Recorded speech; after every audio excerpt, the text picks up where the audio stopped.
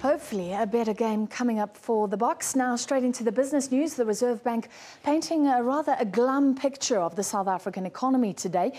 But Governor Lesetja Kganyago says a recession is unlikely, at least after the economy contracted in the second quarter. He says another contraction is not expected.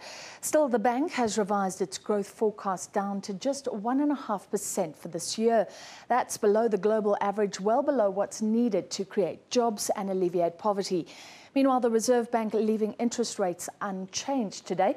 The stagnant economy is one of the reasons the bank chose not to raise rates. Such a move could, of course, constrain growth even further. Now, let's look where we've come from. Interest rates fell after the economic crisis, and the bank kept them at these very low 40-year lows for some time. Then in January last year, the first rate hike. We are now in a rate hiking cycle. But the hikes, as you can see, have been rather intermittent and not too significantly, 25 basis points here and here. And another pause today. So given the uncertainty and the global forces that are affecting us, all we can predict for now is that when the bank does move again, these rates are likely to go up, but we don't know when. Rates are a tool to contain inflation, and the bank has once again warned it will act to deal with inflation risks if necessary. Inflation is expected to breach the ceiling of 6% next year. And Kganyago said today that there are risks, meaning inflation could even go much higher. One of those risks, of course, is the weaker rand. Here's a full report from Nompo. A welcome relief for the consumer and business. Repayments on existing debt will remain the same, for now at least. However, Reserve Bank Governor Lesetja Kganyago emphasized how concerned the MPC was about the inflation trajectory.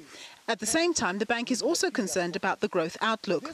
They decided to stay on hold today, but I think the sort of underlying message coming across is that they are probably going to have to lift rates further in the near term.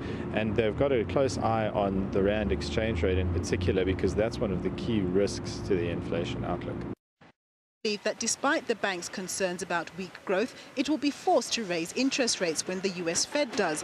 But Governor Lesetja Kganyago insists that South African monetary policy is not determined by the US. We did move in July without the Fed.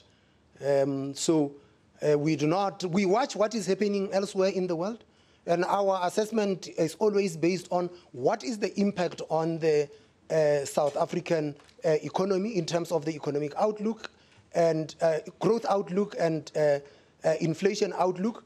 We do not formulate our policy in such a way that we have to move step by step with the Federal Reserve. The bank expects food inflation in particular to tick up, due in large part to sustained drought conditions in key agricultural parts of the country.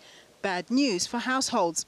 More concerning for consumers, and I think especially for the lower-end consumers who don't have any substitute on food products. You know, if you take a bag of maize meal, as I always refer to it, you don't have a substitute. You can't go pasta, you can't go meat, you can't go anything. The bank said while the oil price was $10 lower compared to the last MPC announcement in July, the weaker rand meant South Africans were unlikely to see a big reduction in fuel prices going forward. Nompo, SABC News, Johannesburg.